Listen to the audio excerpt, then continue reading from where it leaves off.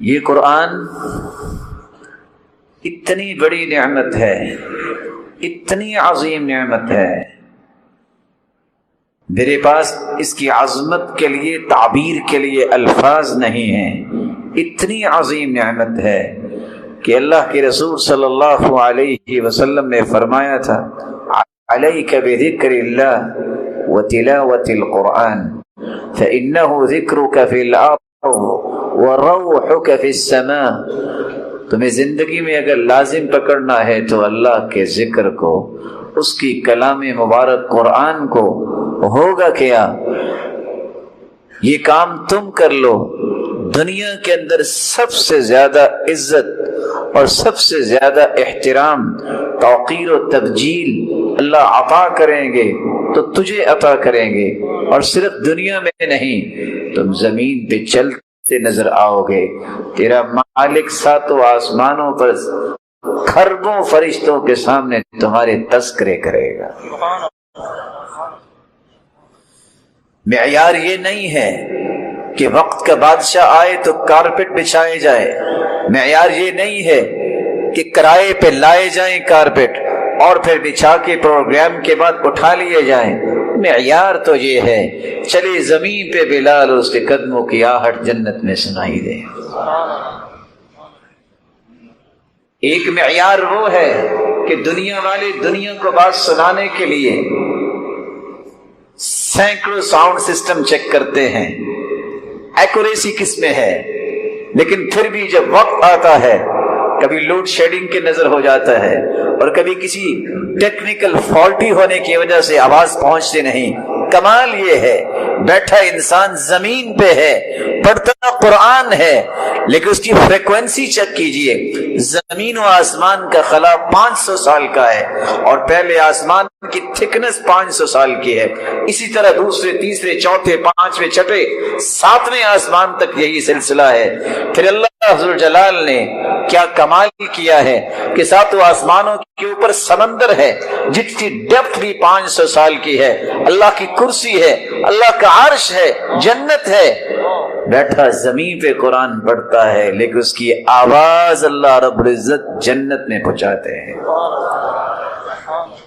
سید المرسلین معراج کے موقع پہ جنت جاتے ہیں، فرماتے ہیں فسمعت قراءة، میں نے قرآن کی آواز سنی، میں نے جبریل سے استفسار کیا قرآن کی آواز یہ کون ہے؟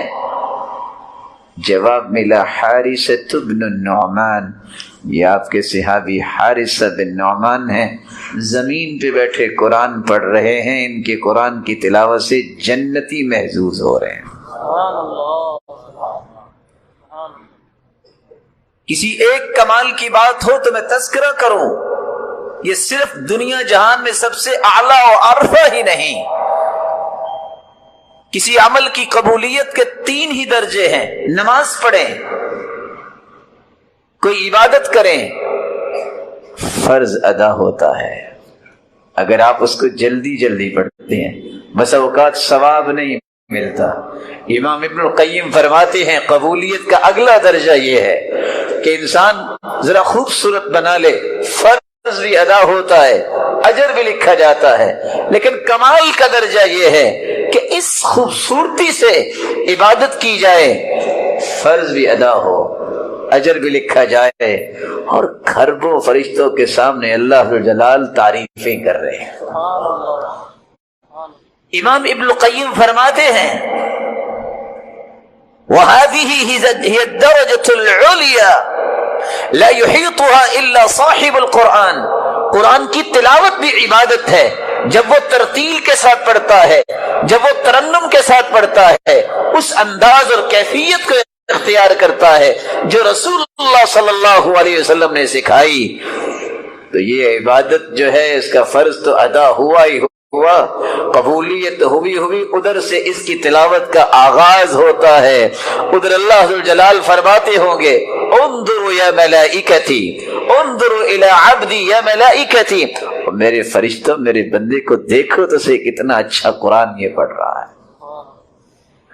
رات کی تاریکی میں اللہ کے رسول نکلتے ہیں، آواز سنتے ہیں اور کھڑے ہو جاتے ہیں، پوچھتے ہیں اصوت عباد، یہ خوبصورت آواز جو قرآن کی آ رہی ہے یہ عباد کی آواز ہے؟ صحابہ نے کہا جی ہاں۔ اللہ کے رسول فرماتے ہیں اللہ تیرا شکر ہے جس نے میری امت میں ایسے لوگ پیدا کیے جو قرآن پڑھتے ہیں انسان کا دل بھر آتا ہے۔ یہ صرف دنیا میں ہی کمال نہیں، جب اس انسان کو اللہ عز و جلال اپنے پاس بلائیں گے تو کس پروٹوکول کے ساتھ؟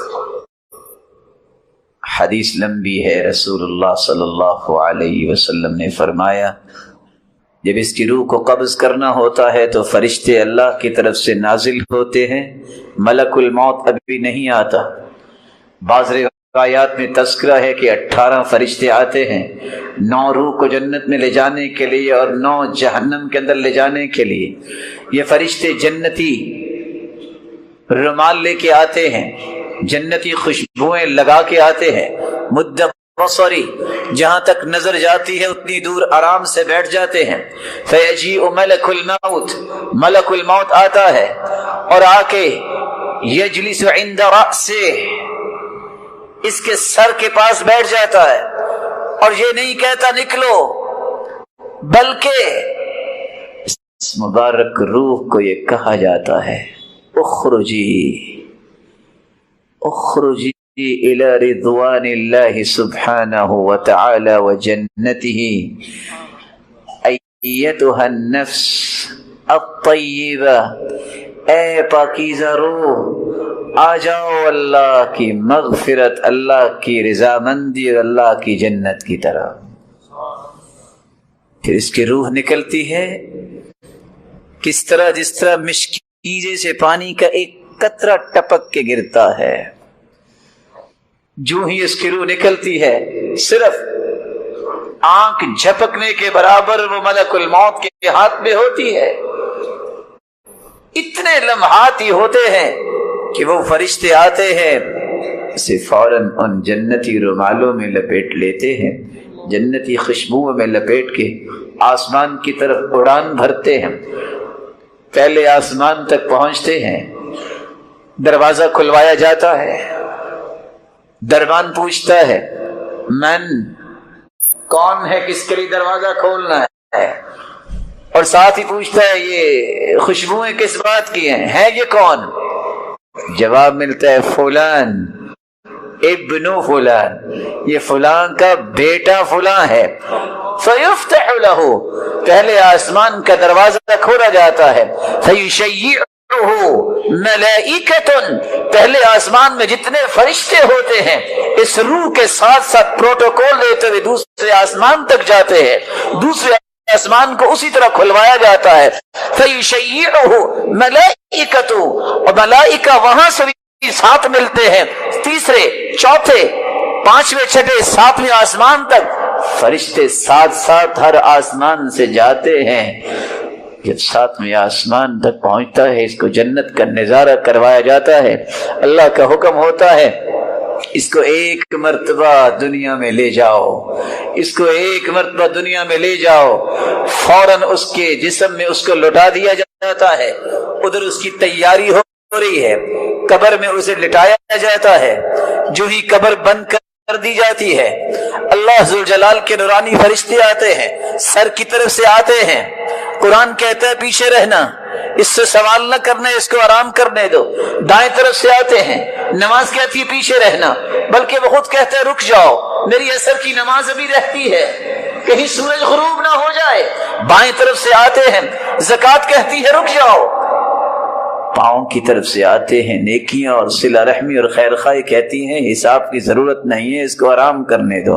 حکم تو پھر اللہ ذوالجلال کا ہے، سوال تو کرنے ہی کرنے ہیں، حکم ربانی سے سوال کرتے ہیں من ربک ما دینک من نبیک، کون ہے تمہارا رب، تمہارا دین کیا ہے، تم پیغمبر کے بارے میں کیا جانتے ہو؟ فر جواب دیتا ہے ربی اللہ دینی الاسلام نبی محمد۔ فرشتے جواب سن کے سوال کرتے ہیں تمہیں کیسے پتا چلا کہ تمہارا رب کون ہے؟ جواب دیتا ہے قرأت القرآن وعملت بما فيه وصدقت، میں نے قرآن پڑھا تھا نا، میں نے اس کے مطابق عمل کیا تھا، اور میں نے تصدیق کی مہر ثبت کی کہ اللہ جو تو نے کہا سچ کہا۔ ابھی فرشتے تو جواب سنتے ہی سنتے ہیں، لیکن فرشتوں کو بھیجنے والا آواز سن کے فیصلہ بھی سنا دیتا ہے، ان صدق عبدی، اور میرے فرشتوں سن رہے ہو نا، اس میرے بندے نے صحیح کہا ہے۔ اچھا کیا کرو؟ یہ 3 چادروں میں اسے قبر میں لٹا کے چلے گئے؟ نہیں، البسوہ لباس الجنہ، اسے جنتی لباس ابھی پہنا دو۔ اس کو زمین پہ لٹا کے چلے گئے؟ نہیں، افرشوا لہ فراش الجنہ، اس کے نیچے جنتی بچھونے بچھا دیے جائیں۔ یہ چھوٹے سے مٹی کے گراؤنڈے میں اسے بند کر کے گئے؟ نہیں، یفتح لہ فی قبری، یفسح لہ فی قبری، اس کی قبر کو کھول دیا جائے۔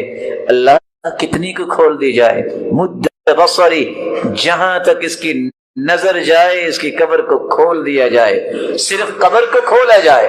نہیں، یفتح لہ باب الی الجنہ، جنت کا دروازہ بھی کھول دیا جائے قبر کی طرف۔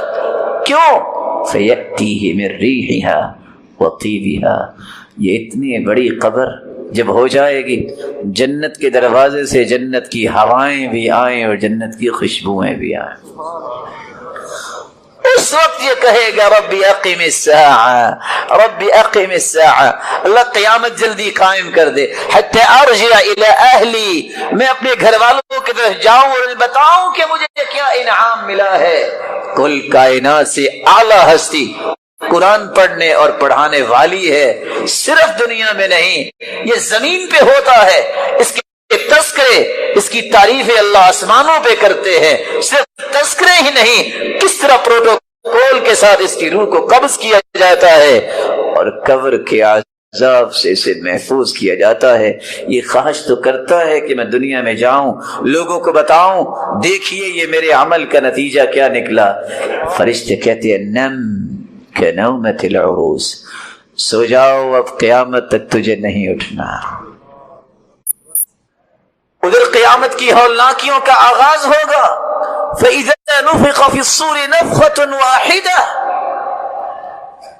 لوگ قبروں سے اٹھیں گے، حالت کیا ہوگی؟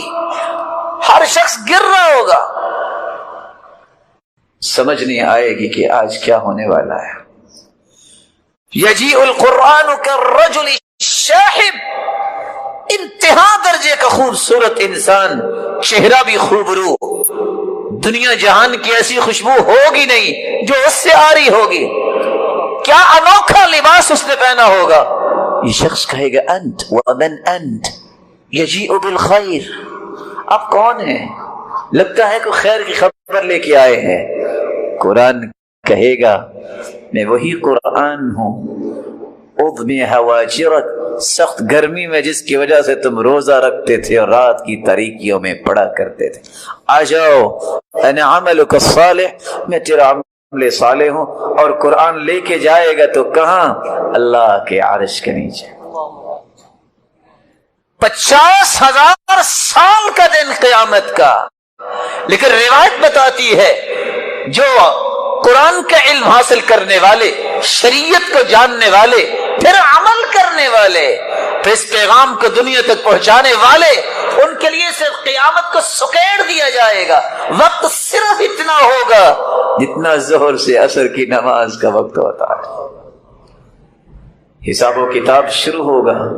حدیث لمبی ہے، اللہ کے رسول کی سفارش سے حساب و کتاب کا آغاز ہوگا، لیکن حکم ہوگا وَعُرِضُوا عَلَىٰ رَبِّكَ صَفًّا، صفیں بنائی جائیں، انبیاء کی صفیں، فرشتوں کی صفیں، اولیاء اور اصفیاء کی صفیں، صالحین، متقین، صدیقین، شہداء کی صفیں، اور دوسری طرف کافر، وَامْتَازُوا الْيَوْمَ أَيُّهَا الْمُجْرِمُونَ، مجرموں کی صفیں۔ یہاں چھٹے انعام کا اعلان ہونے لگا ہے، لیکن یہ اعلان چند لوگ نہیں سنیں گے۔ لا ترى فيها عوجا ولا امتا، چٹریل میدان میں پوری کائنات، پوری آدمیت جمع ہے، آدم سے لے کے قیامت تک آنے والی انسانیت اور آدمیت جمع ہے۔ کائنات کی نظریں ہیں، اعلان ہوگا۔ پہلے تو صفوں کا تبادلہ کرو نا۔ تبادلہ کیسے ہو؟ الماہر بالقرآن مع السفرۃ الکرام البررہ، اے قاری قرآن، اے ماہر قرآن، اے حافظ قرآن، اے قرآن کے پڑھنے، سمجھنے، عمل کرنے، اس کو آگے پہنچانے میں مہارت حاصل کرنے والے، اپنے چھٹے انعام کو وصول کرنے کے لیے ذرا اپنی صفوں سے نکلو نا، یہ خاکی صفوں سے نکلو، آ جاؤ پہلے ان صفوں میں جہاں جبریل اور میکائیل اور اسرافیل کھڑے ہیں۔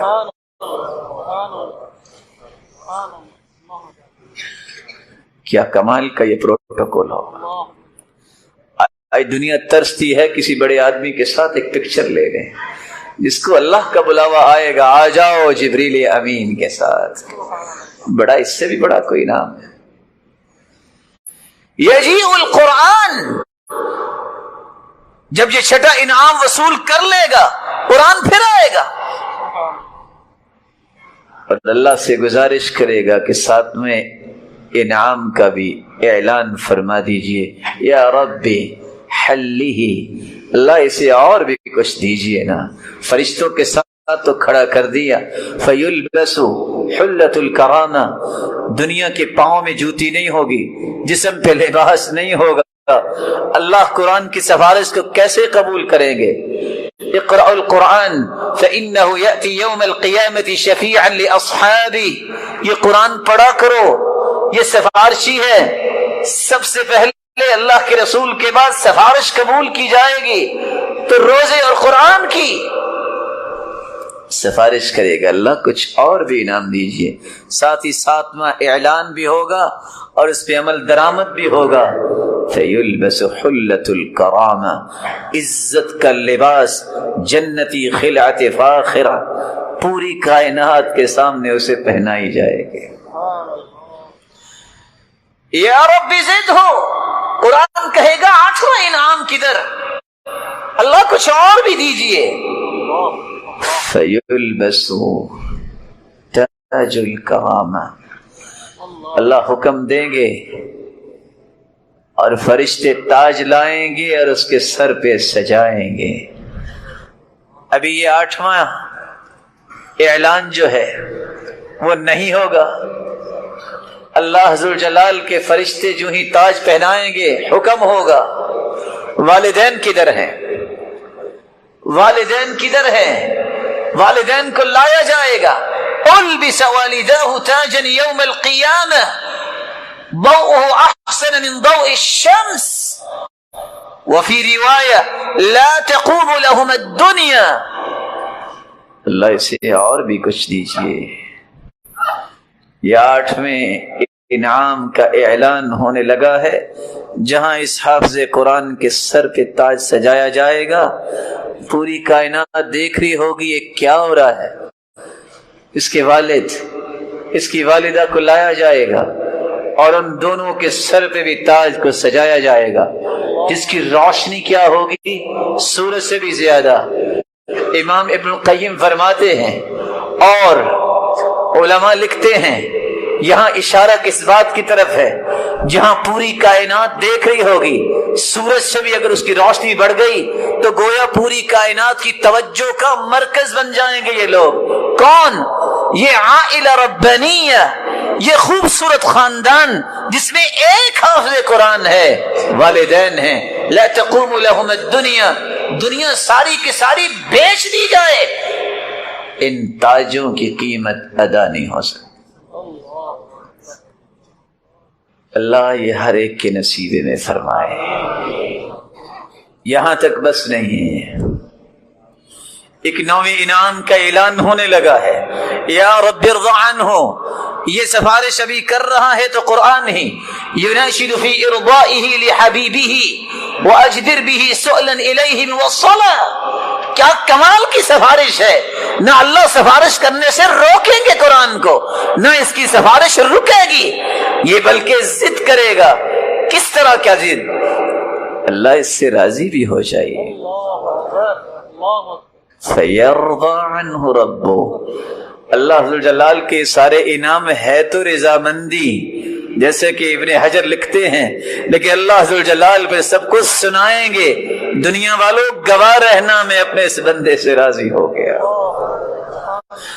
رضا کے بعد یہ سب سے پہلا انعام جس کی تڑپ مجھے اور آپ کو ہونی چاہیے، اور اس تڑپ کو اتنی گہری اپنے دل میں لے جاؤ کہ زندگی کی آخری رمق اور سانس تک اس خواہش کو پورا کرنے کے لیے تڑپتے رہو. کس طرح میرا بچہ حافظ قرآن بن جائے، قاری قرآن، ماہر قرآن بن جائے. وہ تڑپ کیسی، جو ہی اللہ راضی ہوں گے. حدیث کے الفاظ یقال لصاحب القرآن، پھر اللہ ذوالجلال ان ربکم یحاضر ولیس بینہ وبینہ ترجمان ولا حجاب. اللہ ہر ایک سے کلام کریں گے، لیکن یہ کلام کتنی مبارک ہے، اللہ خود اپنے بندے سے مخاطب ہوں گے. اے قاری قرآن، اے ماہر قرآن، میری رضا کا انعام پانے والے آ جاؤ، جنت کی سیڑھیاں چڑھتے جاؤ اور قرآن کو پڑھتے جاؤ. اقرا وارتقی ورتل كما كنت ترتل في الدنيا فإن منزلتك عند آخر آية تقرأها. آج بڑھو، تم دنیا میں تلاوت کرتے تھے، اسٹیج پہ بیٹھ کے نیچے آ جاتے تھے. آج ذرا معاملہ کچھ اور ہے، پوری دنیا کو دکھانا ہے. یہ ہیں جن کے بارے میں نے اعلان کروائے تھے. آج تم قرآن پڑھتے جاؤ، جنت کی سیڑھیاں چڑھتے جاؤ. تمہارا مقام وہاں ہوگا جہاں من الجنت والناس آئے گی. 6236 آیتوں کی تلاوت کرنے والا یہ جنت کے کتنے بلند مقام پہ ہوگا. اس نویں انعام کے حقدار بننے کی اللہ ہمیں توفیق دیتے ہیں. ہماری اولاد اور نسلوں میں یہ خیر کو جاری فرما دے. یہاں علماء کی جماعت بیٹھی ہے جو میرے سر کے تاج ہیں. یہ جانتے ہیں دنیا کے اندر لاکھوں کتابیں ہیں، جملہ کتب حدیث کو جمع کر لیا جائے، اس پلے کی روایت آپ کو نہیں ملے گی. جو ہی انسان کی روح نکلتی ہے، انسان کا عمل ختم. اذا مات ابن آدم انقطع عمله الا من ثلاث، من صدقة جارية او علم ينتفع به او ولد صالح يدعو له. ادھر روح نکلتی ہے، ادھر اعمال بند ہو جاتے ہیں.